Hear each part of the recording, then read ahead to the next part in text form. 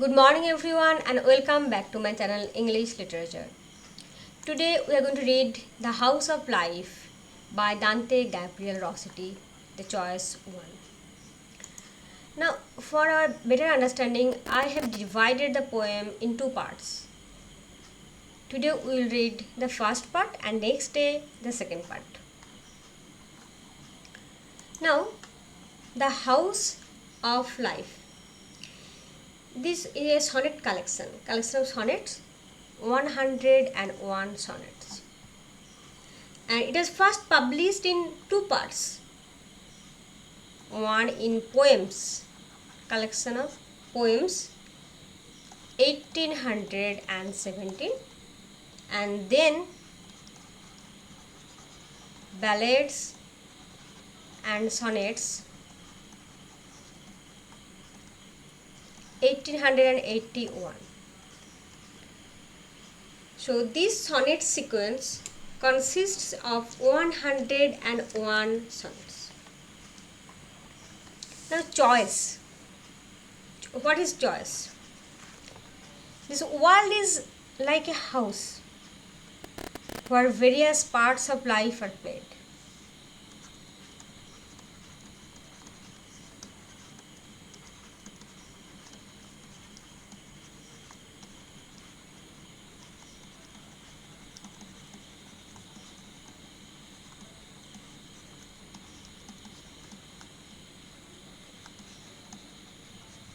We had several choices.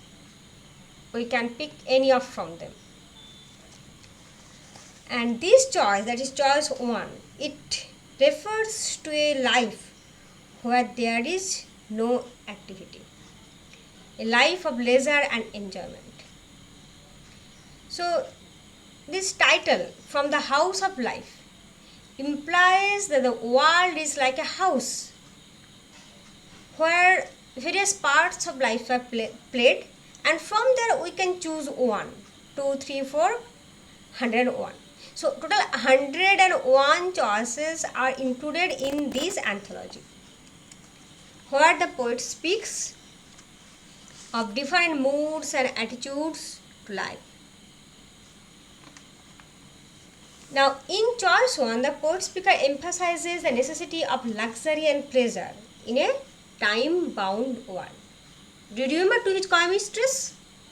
The same theme is celebrated even in that poem, To His Coy Mistress, that we have very limited time, so it is better that we should enjoy the time without delaying or without making any excuses for lovemaking. So that was the concept we read already in To His Coy Mistress. Now, this part, this choice 1, it is dedicated to, or it is written picturing a woman. Who is she? It is modeled on Elizabeth Siddal. Okay, it is modeled on Elizabeth Siddal. Rossetti lovingly called her Lizzie, used to call her Lizzie. Now, this poem is written on the memory of Elizabeth Siddal, who died 2 years after their marriage. Her health condition deteriorates and he used to take too much opium, and it is said that it was a case of suicide, but there is some controversy. I don't want to go for that. That is not my concern here. Now this poetry is totally based on the theory of hedonistic life. Theory of hedonistic life. Okay. Now why should I emphasize that it is written on the memory of Elizabeth Siddal, or the woman mentioned here is Elizabeth Siddal? There are several reasons. There are several lines and words and phrases that are used that matches with the beauty and appearance of Elizabeth Siddal. Like sultry hair, the use of the word you will get, sultry hair, and again and again the beauty that is described, because Elizabeth Siddal was very beautiful. She was a rare beauty. The golden color of her hair has been mentioned here, golden wine, glowing of her fingers like gold. And actually she used to sit before him as a model. And she was famous for her attractive physical features. And that attractive physical feature is reflected in the lines of the poet. And from the descriptions, seems that it is written on her memory. So, the sonnet is based on hedonistic life. And what is hedonistic life? That is a principle of leading a life purely for the sake of pleasure. Lead your life for the sake of pleasure in this time-bound world. In this time-bound world. Okay, so we should not be concerned with other issues. We must enjoy our life to the fullest in this time-bound world. We all know that Gabriel Rossetti is a pioneer of pre-Raphaelite movement. And the qualities of pre-Raphaelite movement or poetry we will find here. I will discuss about them later. At first, I think I should read the poem. Eat thou and drink, tomorrow thou shalt die. So that is the line. That is the line that tells clearly about the theory of hedonistic life. Tomorrow you may die. So it is better that you must eat and drink. Eating and drinking, these are luxury and pleasure. It stands for luxury and pleasure. Thou, she refers to anyone else, here particularly his wife. Surely the earth that is wise being very old. So you know that who is old is also wise. The earth is wise, earth is old, needs not our help. Earth need not our help. There is no need to help the earth. So the poet speaker is addressing his beloved that you should eat and drink, for it is certain that you will die soon. The earth being very ancient and wise, there is no need to help. We can engage in our lovemaking. Thy sultry hair up from my face, that I may pour for thee this golden wine brim high. Now he is asking his beloved to release him from her loving embrace.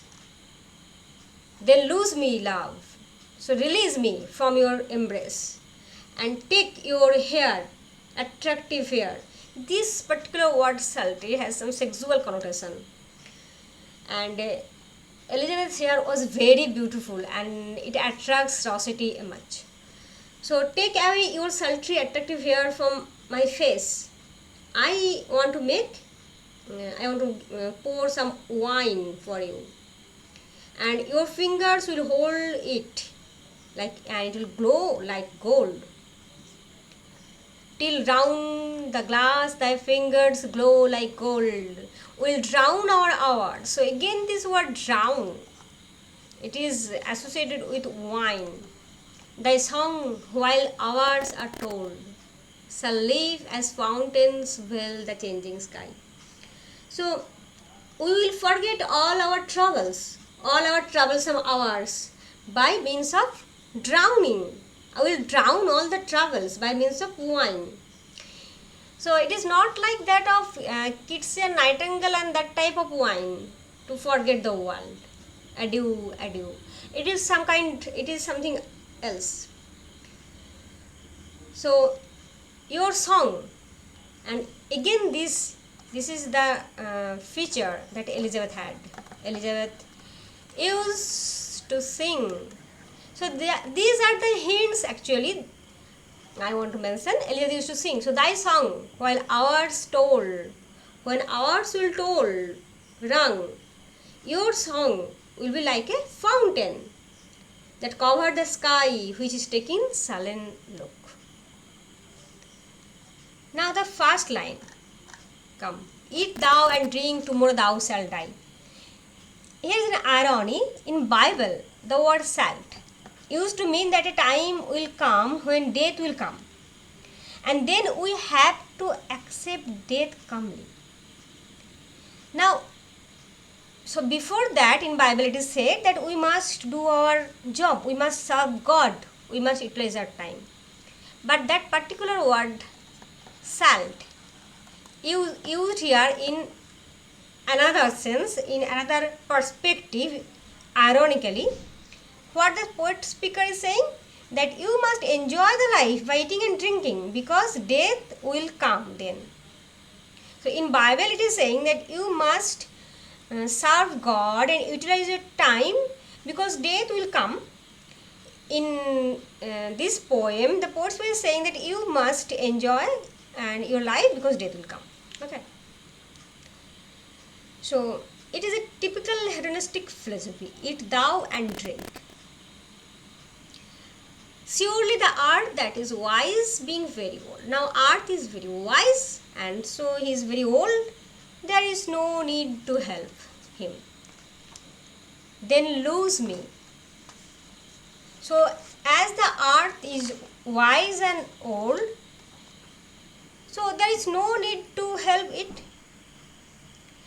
Again, in Ulysses, the mariners, they have gone to the lotus land and they are living a life of indolence. The lotus theory, that there is no need for us to get engaged in the earthly matter. We can live our life with no activity. And here it is that we have no social obligation. We have no social obligation. The earth is self-supporting. She requires no help from human beings. So human beings can live their life in accordance to their happiness, in accordance to their luxury. So this is kind of selfishness, kind of self-sufficiency, self-centeredness that is on the part of the poet speaker is exposed here. That like the lotus land, the mariners, they indulge in indolence without caring for the world and worldly activities. Here again the poet speaker is saying that there is no need to help the earth or be engaged with any earthly matter. We can live our life according to us. Then lose me, love, and hold thy sultry hair from my face. The word sultry means hot and passionate. There is some sexual connotation in this line. It is used in the poem to describe the vividly. You can just see. You can just see the image before your eyes that Rossetti is telling his wife to take her sultry hair away from him. There is a pictorial quality, special attitude, special attributes of the pre-Raphaelite poets who used to paint, and their poetry is like a painting. Their poetry is like painting. There you'll find that vividness, painting image.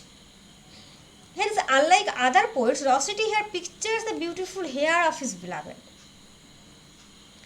who is supposed to be his model and wife, Elizabeth Siddal. May pour for thee the golden wine. So I can pour for thee the golden wine, brim high, full. Till round the glass thy fingers glow like gold. Again another pictorial imagery is used here.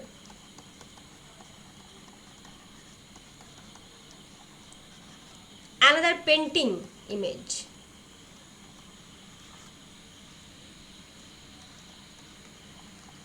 The golden color is described, the wine and the beautiful fingers of his beloved, seen through the medium of glass and golden wine. She is holding the glass. The glass is full of golden wine. Actually, her fingers are golden. And the fingers of his beloved glitter like gold. And this transfer of emphasis from golden to gold. Thy fingers glow like gold, and we have found that golden wine. Here you find golden wine and gold. This signifies the preciousness of his beloved's beauty. Okay. So you will find the repetition of G sound, glass, glow, gold. We will find the repetition of G sound. In this G sound, repetition of G sound reinforces the beauty, the worth and the shining quality of Elizabeth's fingers. Repetition of G. Alliteration. Glass, thy fingers glow like gold. Okay. We will drown all ours. We are going to drown all ours. The lover is saying that his beloved that they will forget all their sorrows by drinking wine. Forget all their sorrows by drinking wine.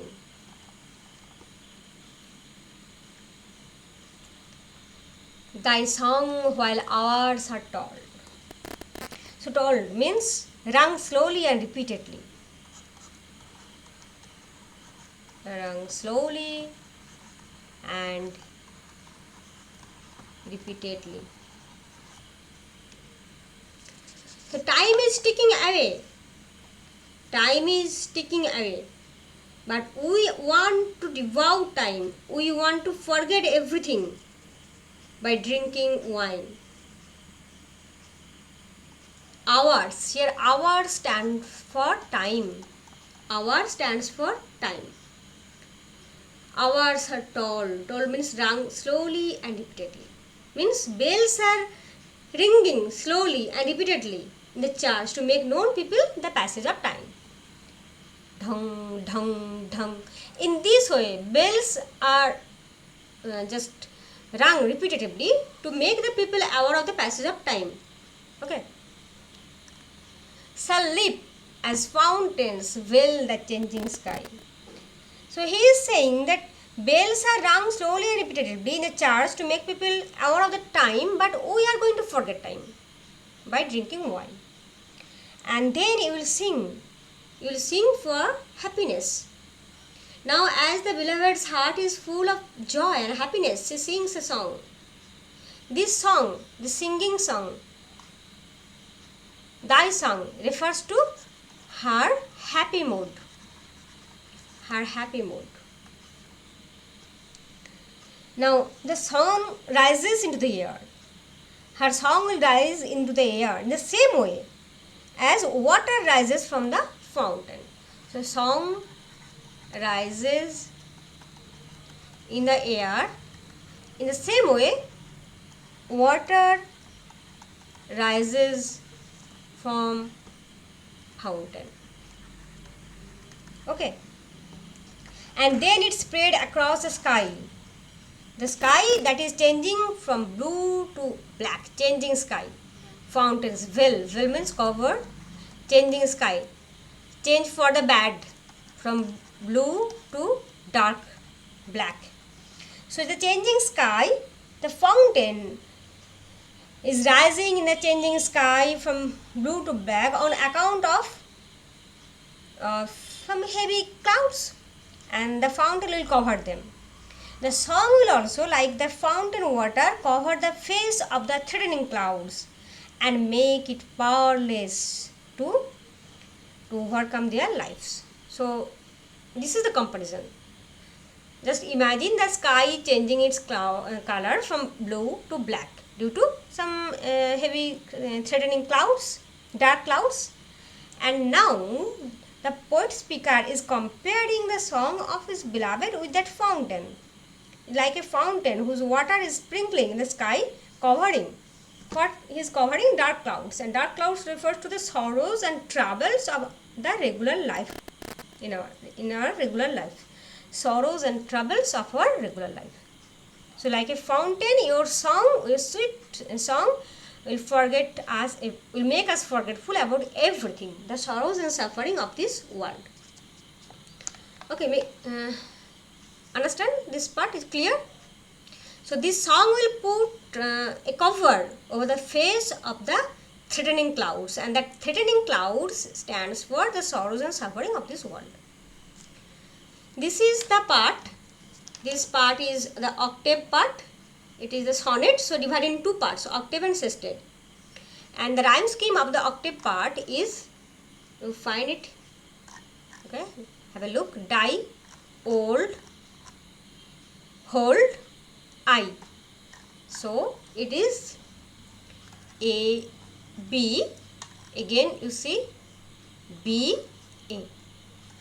A, B, B, A, B, B, A. And in the sestet we will find C, D, E, C, D, E. That is, we will find later. So in the next part, in the sestet part, we will complete next time. Okay. Thank you. Have a great day.